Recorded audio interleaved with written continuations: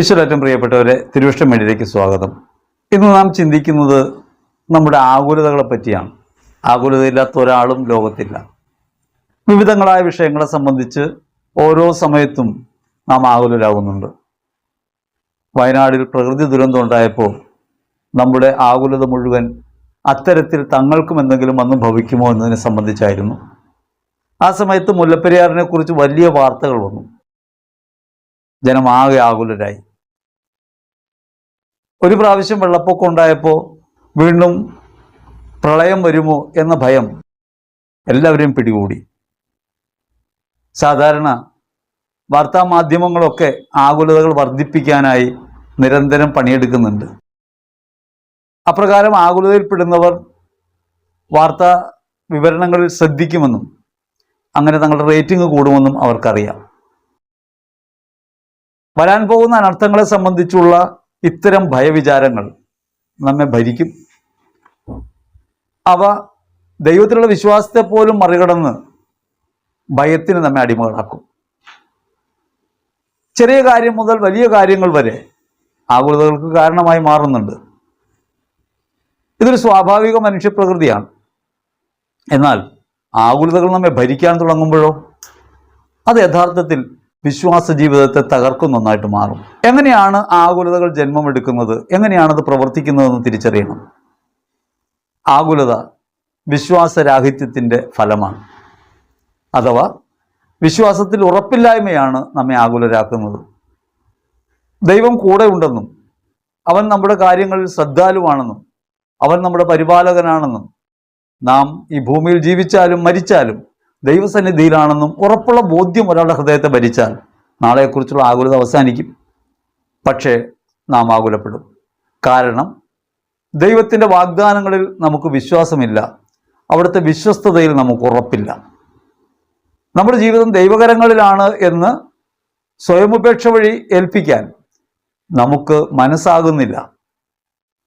തന്നിൽ അഭിമാനം, താനെന്ന ഭാവം, തന്നിലാശ്രയം, അവയാണ് നമ്മുടെ പ്രധാനപ്പെട്ട മനോഭാവങ്ങൾ. ഈ മനോഘടന ദൈവത്തിനെതിരായ ഒന്നാണെന്ന് നമ്മൾ തിരിച്ചറിയുന്നില്ല. ഇത് അഹങ്കാരത്തിൻ്റെ ലക്ഷണമാണ്. അഹങ്കാരം എങ്ങനെയാണ് വരിക എന്ന് പറയാൻ കഴിയില്ല. പണ്ടൊക്കെ അഹങ്കാരികളായ മനുഷ്യരുണ്ടായിരുന്നു. അവർ തങ്ങളുടെ ജാതി അടയാളങ്ങളൊക്കെ കാണിച്ച് സമൂഹമധ്യേ നടന്നിരുന്നു. വലിയ മീശ വയ്ക്കുന്നവരും മസിലുകൾ പെരുപ്പിച്ച് കാട്ടുന്നവരൊക്കെ ഒരു കാലത്തുണ്ടായിരുന്നു. അവർ തങ്ങൾ ആരോ ആണെന്ന് ഭാവിക്കും. സമ്പത്തുള്ളവർ ഇതേപോലെ സമ്പത്തിൻ്റെ മേന്മ കാണിച്ച് നടക്കും. അറിവുള്ളവർ അറിവ് കാണിച്ച് അഹങ്കരിക്കും. ഇതൊക്കെ സാധാരണ പ്രകടമായ അഹങ്കാരങ്ങളായിരുന്നു. പക്ഷെ ഇന്ന് ആരെങ്കിലും കുപ്പായത്തിൻ്റെ കുടുക്കുകൾ മാറ്റിയിട്ട് സ്വർണ്ണമാല കാണിച്ചു നടന്നാൽ ജനം അവരെ മാനിക്കില്ല. അതൊരു ജളത്വമായിട്ട് ജനം തിരിച്ചറിയും. അതുകൊണ്ട് ഇപ്പോഴത്തെ അഹങ്കാരം എളിമയുടേതാണ്. കരങ്ങൾ കൂപ്പി എല്ലാവരുടെയും മുമ്പിൽ താണു വീണ് കാണിക്കുന്ന ഒരുവൻ എളിമയുടെ ഞെളിച്ചിലാണ് കാണിക്കുക. അപ്പം അഹങ്കാരത്തിൻ്റെ പ്രകടമായ ലക്ഷണങ്ങളൊന്നും നമ്മൾ ഒരുപക്ഷെ കാണിക്കുന്നുണ്ടാവില്ല. പക്ഷെ നമുക്ക് ഓരോരുത്തർക്കും അവരവർക്ക് യോജിച്ച മട്ടിൽ അഹങ്കാരമുണ്ട്. അത് ഉള്ളിലൊളിപ്പിച്ച് എളിമയുള്ളവരായും വിനയാന്വിതരായും ഒക്കെ നമ്മൾ ഈ ലോകസമക്ഷം വെളിപ്പെടും. അഹങ്കാരം ഉണ്ടോയെന്നറിയാൻ ചിന്തിക്കേണ്ട ഒരു കാര്യം നമുക്ക് ആകുലതയുണ്ടോ എന്നാണ്. ആകുലത എന്തിൻ്റെ ലക്ഷണമാണ്? അത് അഹങ്കാരത്തിൻ്റെ ലക്ഷണമാണ്. ഞാനില്ലെങ്കിൽ എന്ത് ചെയ്യും എന്നും ഞാനിതൊക്കെ എങ്ങനെ ചെയ്യുമെന്നും ഒരാൾ ചിന്തിക്കുന്നത് എല്ലാറ്റിൻ്റെയും ഉത്തരവാദിയും കർമ്മിയും താനാണെന്ന് ഭാവിക്കലാണ്. സാധാരണ അമ്മമാർ പറയും, എൻ്റെ കാലം കഴിയുമ്പോൾ പഠിച്ചോളും. എപ്പോഴാണെന്നറിയോ? ഭക്ഷണത്തിനോട് മക്കൾ മടുപ്പ് കാട്ടുമ്പോൾ, രുചി പോരെന്ന് പറയുമ്പോൾ, എൻ്റെ കാലം കഴിയുമ്പോൾ നിങ്ങൾ പഠിച്ചോളും. അതേപോലെ വീട് നോക്കുന്ന ഉത്തരവാദിത്വമുള്ള അപ്പന്മാർ അങ്ങനെയാണല്ലോ. കുടുംബനാഥന്മാരെന്ന് അഭിമാനിക്കുന്ന, തങ്ങളാണ് എല്ലാം ഭരിക്കുന്നതെന്ന് വിചാരിച്ച് വീടിനൊരു സാമ്രാജ്യമാക്കി കരുതുന്ന ആളുകളുണ്ടല്ലോ. മക്കളെ ശുശ്രൂഷിക്കുകയാണെന്ന് വിചാരിക്കാതെ ഈ മക്കളൊക്കെ തൻ്റെ ചിട്ടയിലും അനുസരണത്തിലൊക്കെ ജീവിക്കണം, താൻ ആരാണ് എന്നിങ്ങനെ ചിന്തിച്ചിരിക്കുന്ന ആളുകൾ. അവർ പറയും, എൻ്റെ കാലം കഴിയുമ്പോൾ നീയൊക്കെ പണത്തിൻ്റെ വില മനസ്സിലാക്കും, ഞാനൊന്നില്ലാതാകട്ടെ, അപ്പോൾ പഠിച്ചോളും. ശാപവാക്കുകളായിട്ടാണ് ഇതൊക്കെ പറയുക. അതൊന്നും കരുതിയിട്ടാകില്ല പറയുക. പക്ഷേ ഇതിനൊരു ശാപത്തിൻ്റെ സ്വരമുണ്ട്. ശാപവാക്കുകൾ എപ്പോഴും ആർക്കാണ് ഫലിക്കുക? അവരവർക്ക് തന്നെയാണ് ദോഷം ചെയ്യുക. മാത്രമല്ല, അവർ പറഞ്ഞതിൻ്റെ അർത്ഥം എന്താണ്? ഞാനാണ് ഇതെല്ലാം ഭരിക്കുന്നത്. അഹങ്കാരമാണ് അതിൻ്റെ പുറകിൽ. മക്കളെക്കുറിച്ച് നാളെ അവർക്ക് എന്ത് സംഭവിക്കും, അവർ പഠിച്ചില്ലല്ലോ, അങ്ങനെയൊക്കെ ചിന്തിക്കുന്ന ആളുകളില്ലേ? ആ ചിന്തിക്കുന്ന ആളുകളൊക്കെ മക്കളുടെ ഭാവിയെക്കുറിച്ച്, അവരുടെ വിവാഹത്തെക്കുറിച്ച്, അവർക്ക് മക്കളുണ്ടാകാത്തതിനെക്കുറിച്ച്, അവർക്ക് അവരുടെ ജോലിയെ സംബന്ധിച്ച്, വിദേശത്ത് പോകാൻ കഴിയാത്തതിനെ സംബന്ധിച്ചൊക്കെ പ്രാർത്ഥിക്കുകയാണെന്ന മട്ടിൽ ആകുലത വെച്ച് പുലർത്തുന്നവർ സാധാരണ. ഈ ആകുലതയുള്ളവരാണ് സാധാരണഗതിയിൽ ധ്യാന കേന്ദ്രങ്ങൾ മാറി മാറി കയറി ഓടി നടന്നുകൊണ്ടിരിക്കുന്നത്. അവരാണ് തീർത്ഥാടന കേന്ദ്രങ്ങളിലും നവനാൾ കേന്ദ്രങ്ങളിലും ഒക്കെ മാറി മാറി ഓടി ഓടി കയറുക. ആകുലത കൊണ്ടാണ്. മിക്കവാറും പ്രാർത്ഥിക്കാനായിട്ട് വിളിക്കുന്ന മാതാപിതാക്കൾ വിളിക്കുന്നത് മക്കളെക്കുറിച്ചുള്ള ആകുലതയായിട്ടാണ്. മകൻ ഒന്നും ആയില്ല, എങ്ങും എത്തിയില്ല, പഠിച്ചു കഴിഞ്ഞു, ജോലി കിട്ടിയില്ല, വിശ്വാസം പോരാ, പ്രാർത്ഥിക്കുന്നില്ല, ഇങ്ങനെ നിരവധിയായ കാരണങ്ങൾ. ഇവയൊക്കെ അവരുടെ ഭാവിയെക്കുറിച്ചുള്ള ഉത്കണ്ഠകളാണ്, ആകുലതകളാണ്. ഈ ആകുലത ഒന്നാം പ്രമാണ ലംഘനമാണ് എന്ന കാര്യം പലപ്പോഴും നമ്മൾ തിരിച്ചറിയുന്നില്ല. ഇതുവരെ കുമ്പസാരത്തിൽ ഒരുപക്ഷെ ഞാൻ ആകുലപ്പെട്ടു പോകുന്നു, എനിക്ക് വിശ്വാസക്കുറവുള്ളത് കൊണ്ട് എന്ന് പറഞ്ഞ് കുമ്പസാരിക്കുന്ന ആരെങ്കിലും നിങ്ങളുടെ കണ്ടിട്ടുണ്ടാവുമോ? നിങ്ങൾ തന്നെ സ്വയം ആലോചിക്കുക. നമ്മൾ കുമ്പസാരക്കൂടിനെ അഭിമുഖീകരിക്കുമ്പോൾ ഞാനിങ്ങനെ ആകുലപ്പെട്ടു പോകുന്നുണ്ട്, അത് അഹങ്കാരം കൊണ്ടാണ്, ഒന്നാം പ്രമാണ ലംഘനമാണ് ചെയ്തു പോകുന്നത് എന്നൊരു ബോധ്യം. ദൈവം എൻ്റെ കാര്യത്തിൽ വിശ്വസ്തനല്ലെന്നും അവൻ എന്നെ സഹായിക്കില്ലെന്നും അവൻ എൻ്റെ ജീവിതത്തിൽ ഇടപെടില്ലെന്നും എൻ്റെ ജീവിതം ദൈവിക പദ്ധതിയല്ലെന്നും ഒരാൾക്ക് തോന്നുന്നത് അയാൾക്ക് അഹങ്കാരം ഉണ്ടാകുമ്പോഴാണ്. അപ്പോഴാണ് നാളെക്കുറിച്ച് ഭയം ഉണ്ടാകുക. നിങ്ങൾ സാധാരണ ആലോചിച്ച് നോക്കിയേ, കൊച്ചുകുട്ടികൾ എത്ര സമാധാനത്തോടെയാണ് വീട്ടിൽ കിടന്നുറങ്ങുന്നത്. വാതിലടച്ചോ ഗേറ്റ് പൂട്ടിയോ ഒന്നും അവർ ചിന്തിക്കുന്നില്ല, സമാധാനമായി കിടന്നുറങ്ങും. നമ്മളാകട്ടെ അറിവ് വയ്ക്കുന്തോറും ഇതൊക്കെ ശ്രദ്ധിക്കാൻ തുടങ്ങും. എങ്ങാനും അപ്പം മറന്നു പോയാലോ അമ്മ മറന്നു പോയാലോ എന്ന് വളർച്ച എത്തിയ മക്കൾക്കും തോന്നും. അപ്പം അതെന്തുകൊണ്ടാണെന്ന് വെച്ചാൽ ഉള്ളിൽ അവർ നമ്മളെ കാത്തുകൊള്ളും എന്ന ആ ബോധ്യം നഷ്ടപ്പെട്ടു പോകുന്നു. ദൈവം കൂടെ ഉണ്ടെന്നും എപ്പോഴും അവൻ നമ്മെ സഹായിക്കുന്നുവെന്നും അവൻ്റെ പരിപാലനയിലാണ് നമ്മുടെ ജീവിതമെന്നും നമുക്ക് വിശ്വസിക്കാൻ കഴിയാതെ പോകുമ്പോഴാണ് ആകുലത ഉണ്ടാകുക. ജോബിൻ്റെ പുസ്തകത്തിൽ 21-ാം അധ്യായത്തിൽ 21-ാം തിരുവചനത്തിൽ മക്കളെക്കുറിച്ച് ആകുലപ്പെടുന്ന മാതാപിതാക്കളെക്കുറിച്ച് പറയുന്നുണ്ട്. നാളെ അവർക്ക് എന്ത് സംഭവിക്കുമെന്നതിനെക്കുറിച്ചാണ് ഉത്കണ്ഠ. ഇപ്രകാരം ആകുലത ഉണ്ടാകുമ്പോൾ, ആകുലത നമ്മെ ഭരിക്കാൻ തുടങ്ങുമ്പോൾ നാം സ്വയാശ്രയ ബോധത്തിലാണ്, ദൈവാശ്രയത്തിലല്ല. ആശ്രയങ്ങൾ മൂന്നാണല്ലോ: സ്വയാശ്രയം, പരാശ്രയം, ദൈവാശ്രയം. ഇതിൽ ദൈവാശ്രയമാണ് ശ്രേഷ്ഠമായ ആശ്രയം, അതല്ലെങ്കിൽ പരിപൂർണമായ ആശ്രയം. ആ ആശ്രയം നഷ്ടപ്പെട്ടു പോയാൽ നിശ്ചയമായിട്ടും ആകുലത ഉണ്ടാവും. നാളെ എന്ത് സംഭവിക്കുമെന്ന് ആർക്കും ഉറപ്പ് പറയാൻ കഴിയില്ല. അത് അനിശ്ചിതമായൊരു കാര്യമാണ്, ദൈവത്തിൻ്റെ കരങ്ങളിലാണ്. നാളെ എന്ന് പറയുന്നത് ദൈവമാണ്. ഇത് ലോകത്ത് വിശ്വാസികളല്ലാത്തവർക്ക് സ്വീകരിക്കാൻ കഴിയണമെന്നില്ല. പക്ഷേ വിശ്വാസിയായ ഒരാൾ തൻ്റെ ജീവിതത്തിൻ്റെ ഉടയവനും നാഥനുമായി ദൈവത്തെ സ്വീകരിക്കുന്നുവെങ്കിൽ നിശ്ചയമായും അവിടുത്തെ കരങ്ങളിലേക്ക് തൻ്റെ ജീവിതം ഭരമേൽപ്പിക്കാൻ മനസ്സ് കാണിക്കണം. അങ്ങനെ കാണിക്കാൻ പറ്റാതെ പോകുന്നത് നമുക്ക് ഞാനാണ് എല്ലാറ്റിൻ്റെ ഉടയവൻ എന്ന ബോധ്യം ഉണ്ടാകുമ്പോഴാണ്. ഇത് വാസ്തവത്തിൽ ഒന്നാം പ്രമാണ ലംഘനമാണ്. കുമ്പസാരത്തിൽ ഏറ്റുപറയേണ്ട ഒരു തിന്മ അതിൻ്റെ പുറകിൽ ഒളിഞ്ഞിരിപ്പുണ്ട്: അഹങ്കാരം. അപ്പം അതുകൊണ്ട് ആകുലപ്പെട്ടു പോകുന്നത് ഒരു ബലഹീനതയായിട്ട് കരുതണ്ട. ആകുലപ്പെട്ടു പോകുന്നത് ഒരു ബലം പിടുത്തത്തിൻ്റെ, ഒരു ദുശാഠ്യത്തിൻ്റെ ഫലമായിട്ട് നമ്മൾ കാണണം. ആകുലപ്പെടാൻ നിരവധിയായ സാഹചര്യങ്ങൾ നമ്മുടെ സമൂഹത്തിലുണ്ട്. മക്കൾക്ക് ജോലി കിട്ടുക എന്നുള്ളത് ഇന്ന് എളുപ്പമുള്ള കാര്യമല്ല. തൊഴിലില്ലായ്മ അതിശീഘ്രം വർദ്ധിച്ചുകൊണ്ടിരിക്കുന്നു. സ്വാതന്ത്ര്യാനന്ദ ഭാരതം കണ്ടതിൽ ഏറ്റവും വലിയ തൊഴിലില്ലായ്മയാണ് സമൂഹത്തിൽ നേരിടുന്നത്. വിലക്കയറ്റം അതീവ ഗൗരവമായി വർദ്ധിച്ചു വരുന്നു. സമ്പന്നൻ അതിസമ്പന്നനായും പാവപ്പെട്ടവൻ പാവപ്പെട്ടവനായും മാറിക്കൊണ്ടിരിക്കുന്നു. അതുകൊണ്ട് ജോലിയെക്കുറിച്ച്, വരുമാനത്തെക്കുറിച്ച്, ചെലവിനെക്കുറിച്ച് ഒക്കെ ഉത്കണ്ഠ നമുക്കുണ്ടാവും, സ്വാഭാവികമായത്. എന്നാൽ ആ സ്വാഭാവികമായ ഉത്കണ്ഠ നമ്മെ ഭരിക്കുകയും നാളെക്കുറിച്ച് നാം അതീവമായി ഭയപ്പെടുകയും ആ ഭയം നമ്മെ വിഴുങ്ങുകയും ചെയ്യുമ്പോൾ നാം ആകുലതയിൽ പെട്ടുപോകുന്നു. അപ്രകാരം ആകുലതയിൽ നമ്മൾ പെട്ടുപോകുന്നുണ്ടോ എന്ന് നമ്മൾ ഗൗരവമായി ചിന്തിക്കണം. അതുമാത്രമല്ല, സുവിശേഷ പ്രഘോഷണ വേദികളിൽ പോലും പ്രവചനങ്ങൾ ദുരന്തം വരാൻ പോകുന്നു, ഭീകര ദുരിതം വരുന്നു, മഹാമാരികൾ വരാൻ പോകുന്നു, ലോകമിനി നാശത്തിലേക്കാണ്, ഇങ്ങനെയൊക്കെ പറയുന്നതിൻ്റെ പുറകിൽ ആകുലത വളർത്താനുള്ള ശ്രമങ്ങളാണ്. ഈ ആകുലത വളർന്നാൽ ദൈവാശ്രയം ഉണ്ടാകുമെന്നാണ് ഇപ്രകാരം പറയുന്ന ആളുകളുടെ ധാരണ. ആകുലത വളരുമ്പോൾ ദൈവാശ്രയം ഉണ്ടാകുമെന്നാണ് ധാരണ. എന്നാൽ ആകുലപ്പെട്ട് കഴിയുമ്പോൾ ഒരാൾ ദൈവാശ്രയത്തിൽ നിന്ന് സമ്പൂർണമായും പിൻവലിയും. കാരണം എൻ്റെ ദൈവത്തിലുള്ള ഉറപ്പുള്ള വിശ്വാസം എനിക്കില്ല. എൻ്റെ ഭാവിയെക്കുറിച്ച് ഞാൻ ഉത്കണ്ഠപ്പെടുന്നു. ആ ഉത്കണ്ഠപ്പെടാനിടയാകും വിധം ഭാവി പ്രവചനങ്ങൾ വരുന്നു. നിങ്ങളുടെ ജീവിതത്തിൽ ഒരു ദുരന്തം വരാൻ പോകുന്നു. ശരിക്കു പറഞ്ഞാൽ ഇത് കണിയാന്മാരുടെ, പ്രശ്നക്കാരുടെ പണിയാണ്. അവരിപ്രകാരം ചെയ്യും. ഒരു ദുരന്തം വരാൻ പോകുന്നു, സമയം മോശമാണ് എന്ന് പറയും. നമുക്ക് ഏത് സമയവും നല്ല സമയമാണ്.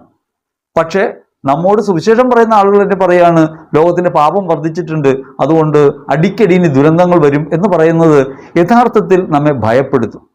ഭയപ്പെടുമ്പോൾ സംഭവിക്കുന്ന എന്താണ്? അത് സ്നേഹത്തെ മരവിപ്പിക്കും. ഭയങ്ങൾ സ്നേഹത്തെ മരവിപ്പിക്കുന്നവയാണ്. പത്രോസ് ഈശ്വരമിശിഹായെ തള്ളിപ്പറയാൻ കാരണം എന്താ? ഭയപ്പെട്ടു പോയതുകൊണ്ടാണ്. ഇവനെ കുരിശിൽ തറയ്ക്കാൻ പോവാണ്, ഇനി അടുത്ത പണി നമുക്ക് കിട്ടുമെന്ന് വിചാരിച്ചിട്ടാണ് ഇവനുമായിട്ട് യാതൊരു ബന്ധമില്ലെന്ന് പറയണത്. ഭയപ്പെട്ടത് ഗുണകരമായിട്ടല്ല ഭവിക്കുന്നത്, അതൊരു ആകുലത ഉണ്ടാക്കി. ആ ആകുലത വിശ്വാസരാഹിത്യമായിട്ട് പുറത്തു വന്നു. വിശ്വാസ നിഷേധിയായിട്ട് പത്രോസ് മാറുന്നത് അവിടെ വെച്ചാണ്. അതുകൊണ്ട് നമ്മുടെ ജീവിതത്തിൽ എവിടെയെങ്കിലും ആകുലപ്പെട്ടു പോകുമ്പോൾ നാം നിരാശയിലേക്ക്, നാം ഭയത്തിലേക്ക് ഒക്കെ വഴുതി വീഴും. ഇതെല്ലാം വിശ്വാസത്തിനെതിരായ തിന്മയാണെന്ന് ഈ പ്രഘോഷകർക്ക് മനസ്സിലായിട്ടില്ല എന്ന് വേണം കരുതാൻ. അതുകൊണ്ട് ഭീകര ദുരന്തങ്ങൾ വരാൻ പോകുന്നു, ഭാവി അനർത്ഥമാകുന്നു എന്ന് പറയുന്ന ഭയപ്പെടുത്തലുകൾ യഥാർത്ഥത്തിൽ ആകുലതയ്ക്ക് ഒരു കാരണമാകുന്നുണ്ട്. എല്ലാ മനുഷ്യരും നാളെക്കുറിച്ച് ഉത്കണ്ഠയുള്ളവരാണ്. നാളെ ജീവിച്ചിരിക്കുന്നത് ഉറപ്പില്ലാത്തത് കൊണ്ട് നാളെ എന്ത് സംഭവിക്കും എന്നൊരു ഭയം ഒരു വാളായി നമ്മുടെ മുമ്പിൽ എപ്പോഴും നിൽക്കും. അപ്രകാരം നിൽക്കുന്ന ഈ വാളിനെ നമ്മുടെ മുമ്പിൽ പെരുപ്പിച്ച് കാട്ടുന്ന പ്രഘോഷണങ്ങളും ആകുലപ്പെടുത്തുന്നവയാണ്. അതുകൊണ്ട് ആകുലതകൾ നമ്മൾ ആലോചിക്കണം. എന്താണ് എന്നെ സംബന്ധിച്ച ആകുലത? ഈ നമ്മുടെ അടിസ്ഥാന സ്വഭാവം എന്താണ്? അത് തന്നിൽ തന്നെ ആശ്രയമാണ്. തന്നിൽ തന്നെ ആശ്രയമായതുകൊണ്ട് സ്വാഭാവികമായും എല്ലാ മനുഷ്യരും ഏതെങ്കിലും ഒരു കാര്യത്തെക്കുറിച്ച് ആകുലപ്പെടാനായിട്ട് ഇങ്ങനെ വെമ്പിക്കൊണ്ടിരിക്കും. ഒന്നുമില്ലെങ്കിൽ ഒരു പനി വരുമ്പോൾ അത് ക്യാൻസറിന്റെ ലക്ഷണമാണെന്ന് ആലോചിക്കാൻ തുടങ്ങും. ഇങ്ങനെ ഇല്ലാത്ത കാര്യങ്ങളെക്കുറിച്ചും ആകുലപ്പെടും. നാളെ സംബന്ധിച്ച ഭീതിജനകമായ ചിന്തകൾ നിരന്തരം ഭരിക്കാൻ തുടങ്ങും. ഒരു കാര്യം പരിശോധിച്ചാൽ ഇങ്ങനെ ആകുലതകൾ നിങ്ങളെ ഭരിക്കുന്നുണ്ടോ എന്ന് മനസ്സിലാവും.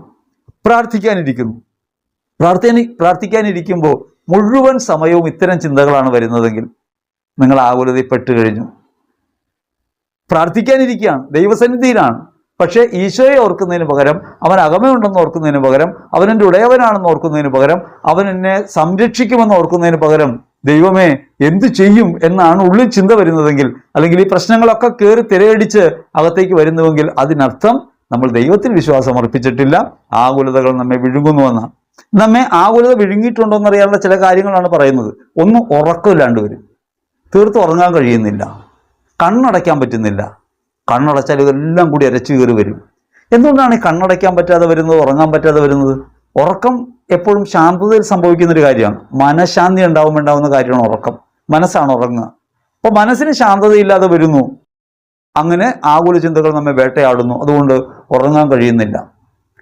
വളരെയധികം ആളുകൾ ഇതിന് ചികിത്സ തേടി പോകുന്നു, മരുന്നുകൾ കഴിക്കുന്നുണ്ട്. യഥാർത്ഥത്തിൽ ദൈവം നമ്മുടെ അകമയുണ്ടെന്നും ദൈവത്തിൻ്റെ കരങ്ങളിലാണ് നമ്മുടെ ജീവിതമെന്നും ഉറപ്പുള്ള വിശ്വാസമില്ലാതെ പോകുന്നതാണ് യഥാർത്ഥത്തിൽ ഈ അസ്വസ്ഥതയ്ക്ക് കാരണം. അപ്പം ആ അസ്വസ്ഥതയ്ക്ക് മരുന്നായിട്ട് മയക്കുമരുന്ന് കഴിച്ചുകൊണ്ട് കാര്യമില്ല. ചിലർക്ക് ഉറക്കഗുളിക കഴിച്ചിട്ടാണ് ഉറങ്ങുക. ഉറക്കഗുളിക കഴിച്ചിട്ട് ഉറങ്ങേണ്ട രോഗങ്ങളുണ്ടാകാം. പക്ഷേ ഇത്തരം മാനസിക അസ്വാസ്ഥ്യങ്ങൾ ഉണ്ടാകുമ്പോൾ, ആകുലത നമ്മെ പിടിമുറുക്കുമ്പോൾ ഉറക്കമില്ലാതെ പോകുന്നുവെങ്കിൽ വിശ്വാസക്കുറവുണ്ട് എന്ന കാര്യം തിരിച്ചറിയണം. കുംഭസാരത്തിൽ വിശ്വാസക്കുറവുണ്ട് എന്ന കാര്യം ഏറ്റുപറയണം. ഇനി മറ്റു ചിലരാകട്ടെ ദുസ്വപ്നങ്ങളാണ് കാണുക. സഭാപ്രസംഗന്റെ പുസ്തകത്തിൽ 5-ാം അധ്യായത്തിൽ 3-ാം തിരുവചനം പറയാണ്, ആകുലത ഏറുമ്പോൾ ദുസ്വപ്നങ്ങൾ വർദ്ധിക്കും, വാക്കുകൾ ഏറുമ്പോൾ അവ മൂഢജൽപ്പനമാവും. നമ്മൾ ആലോചിച്ച് നോക്കിയാൽ മതി. തിര തള്ളി വരുന്നത് പോലെ സ്വപ്നങ്ങൾ വരുന്നു, ഭീകരമായ സ്വപ്നങ്ങൾ, ഭയപ്പെടുത്തുന്ന സ്വപ്നങ്ങൾ, അസ്വസ്ഥമാക്കുന്ന സ്വപ്നങ്ങൾ. അവയൊക്കെ കാണുമ്പോൾ നമ്മൾ ദുർബലരാകാണ്. പ്രത്യേകിച്ചും സാധാരണഗതിയിൽ നമ്മുടെ മനസ്സ് ശാന്തമാകുന്ന സമയത്ത്, 3 മണി സമയത്തൊക്കെ ഇത്തരം സ്വപ്നങ്ങളിലേക്ക് നമ്മൾ പോകും. എന്നിട്ട് വലിയ തളർച്ച, ശാരീരികമായ ക്ഷീണമൊക്കെ അത് പ്രദാനം ചെയ്യും. അതിൻ്റെ പുറകെ പ്രവർത്തിക്കുന്നത് ഇത്തരം ആകുല ചിന്തകളാണ്. അപ്പം അതുകൊണ്ട് ആകുലപ്പെടുന്നുണ്ടോ, ദുസ്വപ്നങ്ങൾ നിരന്തരമായിട്ട് കാണുന്നുണ്ടോ, അവയൊക്കെ ആത്മശോധനയ്ക്ക് വിധേയമാക്കണം. അപ്പോഴാണ് നമുക്ക് മനസ്സിലാകുക നമ്മൾ നമ്മുടെ ജീവിതത്തിൻ്റെ ഉടയവനായി ദൈവത്തെ കാണുന്നില്ല എന്നതാണ് പലപ്പോഴും ഇത്തരത്തിലുള്ള അസ്വസ്ഥതകൾ ജനിപ്പിക്കാൻ കാരണമായിട്ട് മാറുന്നത്. ഇങ്ങനൊരു ആകുലത നമ്മെ വിഴുങ്ങുമ്പോൾ, നമ്മുടെ ജീവിതത്തെ അസ്വസ്ഥമാക്കുമ്പോൾ നാം അറിയാതെ തിരക്കുള്ളവരായിട്ട് മാറും. എല്ലാ മനുഷ്യർക്കും തിരക്കുണ്ട്. ഈ ലോകം സമയത്തിൽ വളരെ പരിമിതമായൊരു സ്ഥലമാണ്, സ്പീഡ് കൂടേണ്ട കാലമാണ്. പക്ഷെ നമ്മൾ ശ്രദ്ധിച്ചിട്ടുണ്ടോ, തിരക്കിട്ട ഒരു നിരത്തിൽ നിരന്തരമായി ഹോണടിക്കുന്ന ആളുകൾ, എങ്ങനെയും വാഹനങ്ങളെ മറികടന്ന് പോകാനുള്ള വ്യഗ്രത, എവിടെ നിന്ന് വരുന്നവയാണ് അവയെല്ലാം? അവയെല്ലാം നമ്മുടെ അടുത്ത നിമിഷത്തെക്കുറിച്ചുള്ള ഈ ഉത്കണ്ഠ ഭാരപ്പെടുന്നതുകൊണ്ടാണ്, ആകുലത ഭാരപ്പെടുന്നതുകൊണ്ടാണ്. ഇത് ഈ ചെയ്യുന്ന ആളുകൾ പോലും തിരിച്ചറിയാനുണ്ടാവില്ല. പക്ഷേ ഇത് സ്വാഭാവികമായും അയാളെ കൊണ്ടുപോകുന്നത് വ്യർത്ഥമായ അധ്വാനത്തിലേക്കാണ്. വ്യർത്ഥമായ അധ്വാനം, ആകുലതകൾ, നിരാശകൾ, ഇതെല്ലാം മനുഷ്യനെ ഭരിക്കുന്നു, രോഗങ്ങൾക്കൊക്കെ കാരണമായി മാറുന്നുവെന്ന് സഭാപ്രസംഗികൻ 5:17 പറയുന്നുണ്ട്. അപ്പോൾ നമ്മൾ ഇങ്ങനെ ഒരു കുടുക്കിൽപ്പെട്ടു പോയിട്ടുണ്ടോ എന്ന് ഗൗരവമായി ചിന്തിക്കണം. നമുക്ക് നിശ്ചയമായും പ്രശ്നങ്ങളുണ്ട്, സാമ്പത്തിക ബാധ്യതകളുണ്ട്, രോഗപീഠകളുണ്ട്, മക്കളെക്കുറിച്ചുള്ള ആദിയുണ്ട്, മക്കളെക്കുറിച്ച് ഭാവിയെക്കുറിച്ചുള്ള അസ്വസ്ഥതകളുണ്ട്, സഭയ്ക്ക് എന്ത് സംഭവിക്കും എന്ന ഉത്കണ്ഠ വരെ ഉണ്ട്. ഇതെല്ലാം സ്വാഭാവികമായി ഉണ്ടാകുന്നവയാണ്, ഉണ്ടാകേണ്ടവയുമാണ്. മക്കൾ എങ്ങനെയെങ്കിലും ആകട്ടെ എന്ന് ചിന്തിക്കാൻ ഏത് മാതാപിതാക്കൾക്ക് കഴിയും? വിശുദ്ധ പൗലോസ് തന്നെ സഭയെക്കുറിച്ച് ഉത്കണ്ഠാകുലനാകുന്നുണ്ട്. കാരണം നാളെ ഈ സഭ എങ്ങനെയാകണമെന്നതിനെക്കുറിച്ചുള്ള തീക്ഷ്ണമായ അഭിലാഷം കൊണ്ടാണ്. ദൈവം ഭരിക്കുന്നു എന്നുള്ള ബോധ്യമില്ലാഞ്ഞിട്ടല്ല, നാളെ ഇതെങ്ങനെയായിത്തീരും, എൻ്റെ കടമകൾ, എൻ്റെ പ്രയത്നം എങ്ങനെയാണ് വേണ്ടതെന്ന ചിന്തയാണ്. അത്തരത്തിലുണ്ടാവും മാതാപിതാക്കൾക്ക് മക്കളെക്കുറിച്ച്, ഭാവിയെക്കുറിച്ചൊക്കെ ചിന്തയുണ്ടാവും. പക്ഷേ ഇത് നമ്മൾ വേട്ടയാടുകയും ഭരിക്കുകയും ചെയ്യാൻ തുടങ്ങുമ്പോൾ, ഇങ്ങനെ അസ്വസ്ഥമാകാൻ തുടങ്ങുമ്പോൾ, അവിടെ അവനവനിൽ തന്നെയുള്ള ആശ്രയം ഏറിയിട്ടുണ്ടെന്നും പരമാശ്രയമായ ദൈവത്തെ നാം കൈവിട്ടിട്ടുണ്ട് എന്നും തിരിച്ചറിയണം. വിശുദ്ധ മത്തായി സുവിശേഷത്തിൽ 6-ാം അധ്യായത്തിൽ 27-ാം തിരുവചനത്തിൽ യേശു ചോദിക്കുകയാണ്, ആകുലരാകുന്നതുകൊണ്ട് ആയുസ്സിന്റെ ദൈർഘ്യം ഒരു മുഴമെങ്കിലും കൂട്ടാൻ നിങ്ങളിൽ ആർക്ക് സാധിക്കും? കേവലം ഇതുപോലും സാധ്യമല്ലെങ്കിൽ അല്പവിശ്വാസികളെ, നിങ്ങൾ നാളെയെക്കുറിച്ച് എന്തിന് ഉത്കണ്ഠാകുലരാകുന്നു? എന്തിനാകുലരാകുന്നു? ആകുലരാകുന്നതുകൊണ്ട് ഒന്നും ചെയ്യാൻ സാധ്യമല്ല. മുറ്റത്തൊരു തെങ്ങ് നിൽപ്പുണ്ടെന്നിരിക്കട്ടെ, തേങ്ങ വീഴാറായി നിൽപ്പുണ്ട്. നമ്മൾ അതിൻ്റെ താഴെ നിരന്തരം ചിന്തിച്ചുകൊണ്ടിരിക്കുകയാണ്, ദൈവമേ തേങ്ങ വീണാലോ? ഒരു കാര്യമില്ലാത്ത കാര്യമാണ്. തെങ്ങ് കയറാൻ നമുക്കറിയില്ല, തെങ്ങ് കയറാൻ ആൾ വന്നാലേ കയറാൻ പറ്റും. അവിടെ നമുക്കൊന്നും ചെയ്യാൻ സാധ്യമല്ല. അവിടെ നമ്മൾ ഉത്കണ്ഠപ്പെടുന്നതുകൊണ്ടും ആകുലപ്പെടുന്നതുകൊണ്ടും യാതൊരു കാര്യമില്ല. വ്യർത്ഥമായ ആകുലതയാണത്. ഇത് നമ്മൾ ഭരിക്കാൻ തുടങ്ങുമ്പോൾ, ഒരു ചെറിയ പ്രശ്നമാണെങ്കിലും ഭരിക്കാൻ തുടങ്ങുമ്പോൾ, നമ്മുടെ ചിന്തകളെ മുഴുവൻ ഇത് നിയന്ത്രിക്കാൻ തുടങ്ങും. നിങ്ങൾക്ക് തന്നെ അറിയാം, പ്രാർത്ഥിക്കാനിരിക്കുമ്പോൾ സ്വസ്ഥത കിട്ടുന്നില്ല, ദൈവബോധത്തിലേക്ക് വരാൻ പറ്റുന്നില്ല, ഒരു അനുഭവം ഉണ്ടാകുന്നില്ല. പ്രാർത്ഥനയുടെ സമയം മുഴുവൻ ഇങ്ങനെ അസ്വസ്ഥപ്പെട്ടു പോവാണ്. ഈ അസ്വസ്ഥത യഥാർത്ഥത്തിൽ ദൈവസന്നിധിയിലേക്ക് ഉപേക്ഷിക്കാൻ കഴിയണം, ആകുലതയെ ദൈവസന്നിധിയിലേക്ക് വിട്ടുകൊടുക്കാൻ കഴിയണം. മത്തായി സുവിശേഷം 6-ാം അധ്യായത്തിൽ 26-ാം തിരുവചനം നമ്മോട് പറയാണ്, എന്ത് ഭക്ഷിക്കും, എന്ത് പാനം ചെയ്യും എന്ന് ജീവനെക്കുറിച്ചോ, എന്ത് ധരിക്കുമെന്ന് ശരീരത്തെക്കുറിച്ചോ നിങ്ങൾ ഉത്കണ്ഠാകുലരാകേണ്ട. ആകാശത്തിലെ പക്ഷികളെക്കുറിച്ചാണ് പറയുക. ലൂക്കാ സുവിശേഷമാകുമ്പോൾ കാക്കകൾ വിതയ്ക്കുന്നില്ല എന്ന് പറയും. പക്ഷികളൊന്നും ജോലി ചെയ്യാത്തവരല്ല. ഇതിനർത്ഥം അധ്വാനിക്കേണ്ടെന്നോ ഇതിനെക്കുറിച്ച് ശ്രമിക്കേണ്ടെന്നോ അല്ല. ഭാവിയെക്കുറിച്ചുള്ള ധാരണ നമുക്കുണ്ടാകണം, പ്രയത്നിക്കണം. ഭാവിയൊക്കെ വരുന്നത് പോലെ വരട്ടെ എന്നൊന്നും പറയാൻ സാധ്യമല്ല. ചിലർ പറയൂലേ, ചിന്തിച്ചാൽ ഒരു അന്തവും ഇല്ല, ചിന്തിച്ചില്ലെങ്കിൽ ഒരു കുന്തവും ഇല്ല. പക്ഷെ അങ്ങനെ ചിന്തിക്കാതിരിക്കാന്നല്ല അതിനർത്ഥം. കാക്കകൾ നിങ്ങൾ ശ്രദ്ധിക്കണം, അവ ഒരു സമയവും സ്വസ്ഥമായിരിക്കുന്നില്ല, നിരന്തരം പരിശ്രമത്തിലാണ്. പക്ഷെ അവരുടെ പ്രത്യേകത എന്താണെന്നറിയാമോ? അവര് ഈ വിത്തെടുത്ത് കൂട്ടി വെക്കാനായിട്ട് ആലോചിക്കുന്നില്ല. ഈ ഭൂമി ഒരു ഉപജീവനത്തിൻ്റെ ഇടമാണെന്ന് അവർക്കറിയാം. പ്രധാന ജീവനം ദൈവത്തിൽ നിന്നാണെന്ന് സ്വബോധം അവർക്കുണ്ട്. അവർക്ക് സ്വാഭാവിക മനസ്സല്ലേ ഉള്ളൂ. അപ്പം അതുകൊണ്ട് അവർക്ക് തനതായി ചിന്തിക്കാനുള്ള ശേഷിയില്ല. നമുക്ക് ഈ ചിന്താശേഷി ഉണ്ടായപ്പോൾ ഉണ്ടായ ഗുണം എന്തെന്നറിയാമോ? ദൈവം എങ്ങാനും മറന്നുപോയാലോ എന്നാണ് നമ്മുടെ ചിന്ത. അങ്ങനെയാണല്ലോ നമ്മളെ ദൈവത്തെ ഓർമ്മപ്പെടുത്തിക്കൊണ്ടിരിക്കുന്നത്. നിരന്തരം പറയണം എന്ന് പറയണത് അതുകൊണ്ടാണ്. ഒരു കുട്ടി കാറ്റഗിസം ക്ലാസ്സിൽ ടീച്ചറോട് പറഞ്ഞ കാര്യമാണ്. ടീച്ചർ പറഞ്ഞു, മാലാഖയെ വിളിച്ചാൽ മതി, ഏത് ആപത്തിലും മാലാഖ കൂടെ വരും. അപ്പോൾ കുട്ടി ചോദിച്ചു, മാലാഖ എങ്ങാനും മറന്നു പോയാലോ, വരാൻ വൈകിയാലോ? ദൈവം ഇങ്ങനെ മറവിക്കാരനാണെന്നാണ് നമ്മുടെ ബോധം. നമ്മുടെ ബുദ്ധി പോലെയാണ് ദൈവത്തിൻ്റെ ബുദ്ധി എന്ന് ആരോപിക്കാനാണ് നമുക്കിഷ്ടം. അപ്പോൾ ദൈവം അങ്ങനെ മറന്നു പോയാലോ എന്ന് കരുതിയിട്ടാണ് ചെവിട്ടോർമ്മ പോലെ നിരന്തരം ഇങ്ങനെ പറഞ്ഞുകൊണ്ടിരിക്കുകയാണ്. യഥാർത്ഥത്തിൽ ഇതിൽ നിന്ന് വെളിപ്പെടുന്നത് ദൈവത്തിൽ വിശ്വാസമില്ലെന്നാണ്. ദൈവത്തോടൊരു കാര്യം പറഞ്ഞു, ഒരു കാര്യം പറഞ്ഞാൽ ഒറ്റവാക്കി കേൾക്കാൻ ബോധമുള്ളവനാണ് ദൈവം. നമ്മൾ ചോദിച്ചില്ലെങ്കിലും നമ്മുടെ കാര്യത്തിൽ ഇടപെടുന്നവനാണ് ദൈവം. ചോദിക്കണം എന്തിനാ? ചോദിക്കുന്നത് നീയാണ് പരമാശ്രയം എന്ന് പറയാൻ വേണ്ടിയാണ്.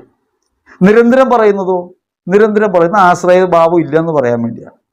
ഒരു കാര്യം തന്നെ നിരന്തരം ദൈവത്തോട് പറഞ്ഞുകൊണ്ടിരിക്കണം, കർത്താവേ കർത്താവേ ഇത് കാണുന്നില്ലേ എന്ന് ചോദിച്ചുകൊണ്ടിരിക്കുകയാണെങ്കിൽ അതിനർത്ഥം ദൈവത്തിൻ്റെ വിശ്വസ്തതയെ സംബന്ധിച്ച് നമുക്ക് സംശയം ഉണ്ടെന്നാണ്. അപ്പം അങ്ങനെ വരുമ്പോൾ അത് പരമാശ്രയമല്ല. പരമാശ്രയം എന്ന് വെച്ചാൽ ദൈവകരങ്ങളിൽ ഏൽപ്പിക്കാൻ കഴിയുക. എന്നെ ഏൽപ്പിച്ച അധ്വാനവും പ്രവൃത്തിയൊക്കെ ചെയ്യാൻ ഞാൻ പരമാവധി പരിശ്രമിക്കുകയും ദൈവകരങ്ങളിൽ അതിൻ്റെ ഫലത്തെ, ആത്യന്തികമായ ഫലത്തെ ഏൽപ്പിക്കുകയും ചെയ്യാൻ കഴിയുമ്പോഴാണ് എനിക്ക് ദൈവാശ്രയമുള്ള ആളായിട്ട് ജീവിക്കാൻ കഴിയുക, സമാധാനത്തോടെ കിടന്നുറങ്ങാൻ കഴിയുക. ഈശ്വരറ്റം പ്രിയപ്പെട്ടവരെ, അതുകൊണ്ട് ചിന്തിക്കേണ്ട കാര്യം ഇതാണ്. ആയുസ്സിനെ സംബന്ധിച്ച് ഒന്നും പറയാൻ നമുക്ക് സാധ്യമല്ല, നാളെക്കുറിച്ചൊന്നും ചിന്തിക്കാൻ നമുക്ക് സാധ്യമല്ല. അങ്ങനെയാണെങ്കിൽ ഈ നാളെയെ ദൈവമായി എന്തുകൊണ്ട് പരിഗണിച്ചുകൂടാ? സ്വാഭാവികമായും പ്രാർത്ഥന എന്ന് പറയുന്നത് ദൈവാശ്രയ ബോധം ഉണ്ടാക്കലാണ്. ദൈവാശ്രയം മൂലം ആശ്വാസമുള്ളവരായിട്ട് മാറാൻ വേണ്ടിയാണ്. യേശു അഭയമായിരിക്കുകയും ആശ്രയമായിരിക്കുകയും ചെയ്ത് ദൈവത്തിൻ്റെ അടുത്ത് സ്വന്തം ജീവിതം സുരക്ഷിതമാണ് എന്ന ബോധ്യത്തോടെ ജീവിക്കാൻ കഴിയുമ്പോഴാണ് നമുക്ക് സ്വസ്ഥത ഉണ്ടാകുക. സാധാരണ നമുക്ക് സംഭവിക്കുന്നൊരു കാര്യം എന്താണെന്നറിയാമോ? ആകുലപ്പെടുത്താനുള്ള നിരവധി മാർഗങ്ങൾ ലോകത്തുണ്ട്. പ്രത്യേകിച്ച് കാരണമൊന്നും ഇല്ലാണ്ടിരിക്കുമ്പോൾ പോലും ആകുലപ്പെടുത്താനുള്ള നിരവധി കാരണങ്ങൾ. നമ്മൾ ശ്രദ്ധിച്ചിട്ടുണ്ടോ? റിട്ടയർമെന്റിന് ശേഷം മിക്കവാറും ഉദ്യോഗസ്ഥരായ ആളുകൾ ഭയങ്കര ആകുലതകളിലാണ്. കാരണം അത്രയും കാലം അവർക്ക് തിരക്കായിരുന്നു, ജോലി, വീട്, കാര്യങ്ങളൊക്കെ നോക്കണമായിരുന്നു. ഇപ്പോൾ അവർ വാർത്തകൾ ശ്രദ്ധിക്കാൻ തുടങ്ങി, വാട്സപ്പ് കൂടുതൽ നോക്കാൻ തുടങ്ങി, ഫേസ്ബുക്ക് നോക്കാൻ തുടങ്ങി, ആരോഗ്യമാസികയൊക്കെ നോക്കാൻ തുടങ്ങി. അപ്പോഴാണ് രോഗം വന്ന 100 കാരണങ്ങളൊക്കെ അതിൽ കാണുന്നത്. അപ്പോൾ പിന്നെ ആകുലതയായി, ഈ രോഗം വരുമോ, ഈ രോഗം വരുമോ. മിക്കവാറും പേർക്ക് എപ്പോഴും ഭയമാണ് രോഗം വരുമെന്നാണ്. എന്നാൽ ഈ രോഗഭയം ഉണ്ടാക്കാൻ കാരണം അതിൻ്റെ പുറകിൽ പ്രവർത്തിക്കുന്നത് ഇത്തരം ശക്തികളാണ്. ആരോഗ്യമാസിക യഥാർത്ഥത്തിൽ രോഗികളെ സൃഷ്ടിക്കുന്ന ഒരു പരിപാടിയാണ്.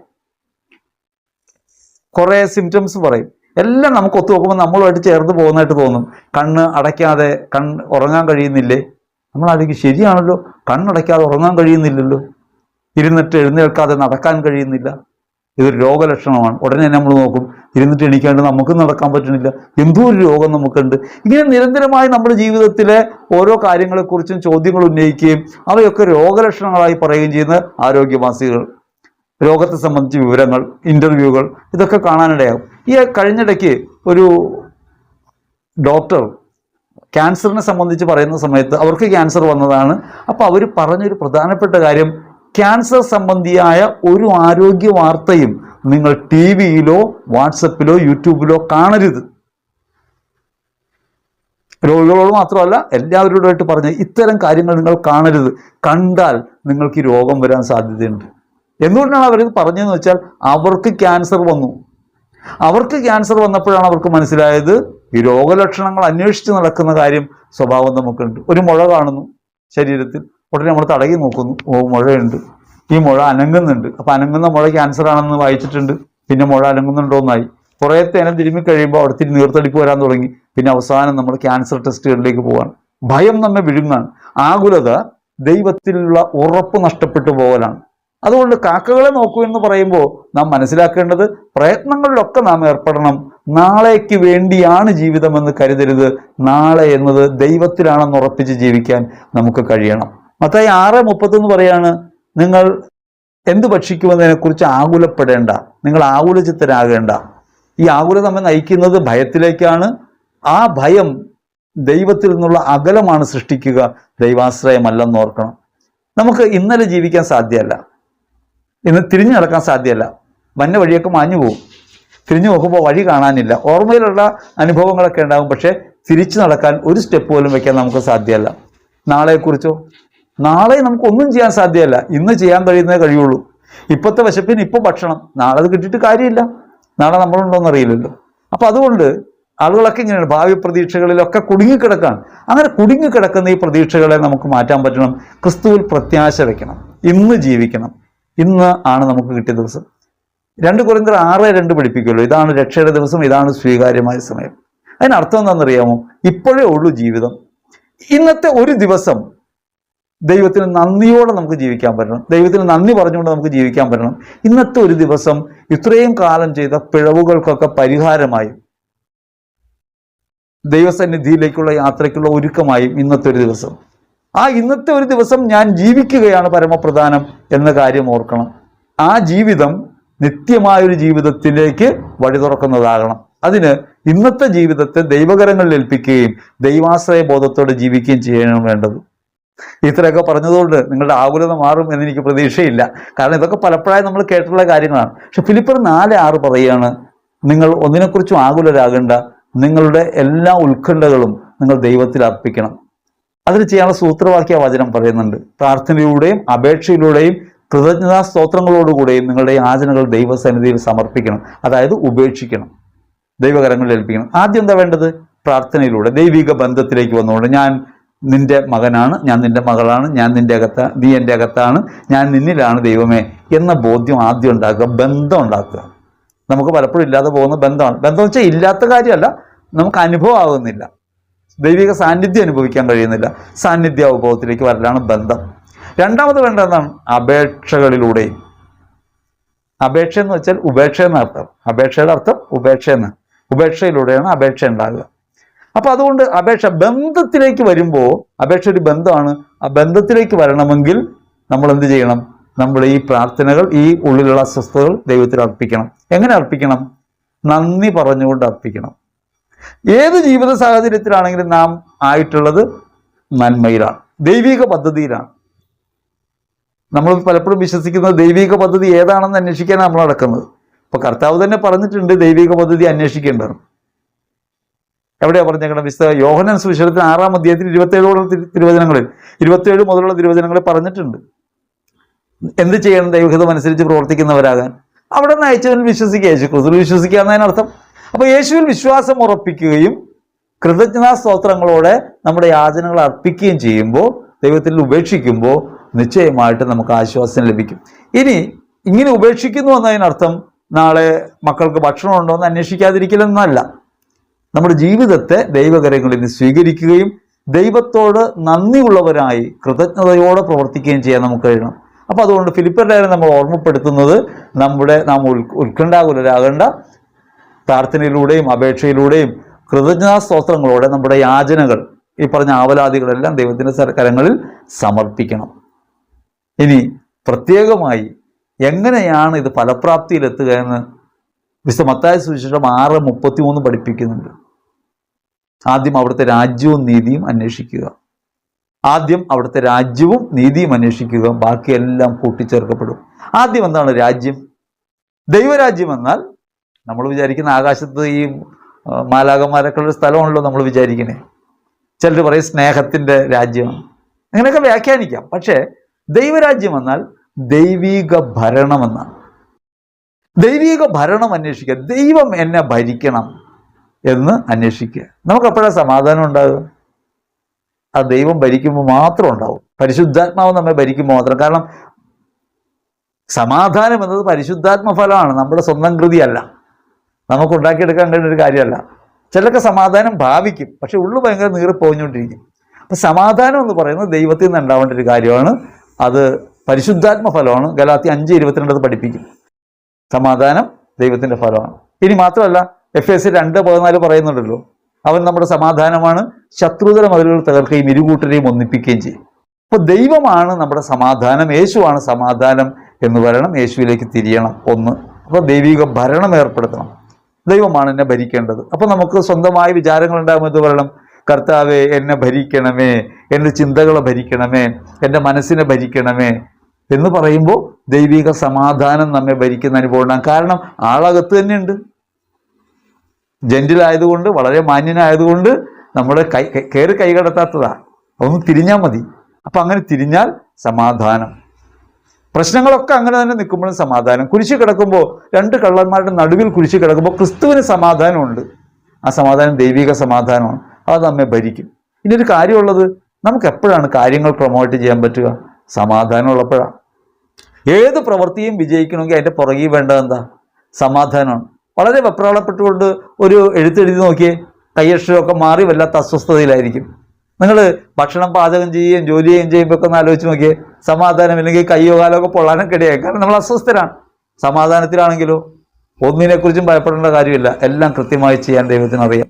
അതുകൊണ്ട് ആദ്യം ദൈവത്തിൽ ആശ്രയിക്കുക, ദൈവിക ഭരണത്തിന് കീഴിലാകുക. രണ്ടാമത്തെ കാര്യം എന്താ? നീതി അന്വേഷിക്കുക. ദൈവിക നീതി. ദൈവിക നീതി കരുണയാണ്. ദൈവിക നീതി അന്വേഷിക്കണം. ദൈവത്തിൻ്റെ കരുണയാണ്. ആ കരുണ നമുക്ക് വേണ്ടി നൽകപ്പെട്ടിട്ടുണ്ടോ? അനേകർ പ്രാർത്ഥിക്കുന്ന കരുണയായിരിക്കണമേ എന്ന് കരഞ്ഞുകൊണ്ടിരിക്കുകയാണ്. കരുണയായോ? കരുണയായതുകൊണ്ടാണ് കുരിശേ വന്ന് മരിച്ചത്. ഇതിനേക്കാൾ വലിയൊരു കരുണ ഇനി എന്ത് ചെയ്യാനാണ്? സ്വന്തം രക്തം നമുക്ക് വേണ്ടി ചിന്തുകയും സ്വന്തം ശരീരം വിഭജിച്ച് നമുക്ക് വേണ്ടി നൽകുകയും ചെയ്ത കർത്താവ് ഇനി എന്താണ് നമ്മോട് പ്രത്യേകമായിട്ട് ചെയ്യേണ്ടത്? അവൻ കരുണയായിരിക്കുന്നു. അതുകൊണ്ടാണ് ചെറിയ അജഗണമേ നിങ്ങൾ ഭയപ്പെടേണ്ട, നിങ്ങൾക്ക് രാജ്യം നൽകാൻ പിതാവ് സന്നദ്ധനായിരിക്കുന്നു എന്ന് ക്രിസ്തു പഠിപ്പിക്കുന്നത്. അതുകൊണ്ടാണ്. അപ്പോൾ ദൈവിക രാജ്യം നമുക്ക് തന്നിട്ടുണ്ട്, ദൈവത്തിൻ്റെ കരുണ, ദൈവിക നീതി നമുക്ക് തന്നിട്ടുണ്ട്.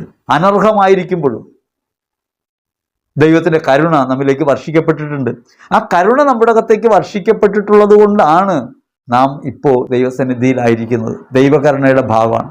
അപ്പോൾ അതുകൊണ്ട് ക്രിസ്തുവിൽ ഈ കരുണ നമുക്ക് ലഭിച്ചിട്ടുണ്ടെന്നും, നാം നല്ലവരായിരിക്കുമ്പോഴല്ല, ദൈവത്തിൻ്റെ നീതി എന്താണ്? നമ്മൾ അർഹരല്ലാത്തപ്പോഴും നമുക്ക് തരുന്ന നീതിയാണ്.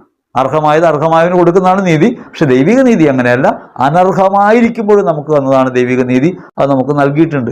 രാജ്യവും നീതിയും ഇങ്ങനെ അന്വേഷിക്കുമ്പോൾ, ദൈവകരുണയെ നാം ആശ്രയിക്കുമ്പോൾ ബാക്കിയെല്ലാം കൂട്ടിച്ചേർക്കപ്പെടും. അപ്പം അതുകൊണ്ട് ജീവിതത്തെക്കുറിച്ചുള്ള എല്ലാ ഉത്കണ്ഠകളും ഭാരങ്ങളും ദൈവകരങ്ങളിൽ സമർപ്പിക്കുക.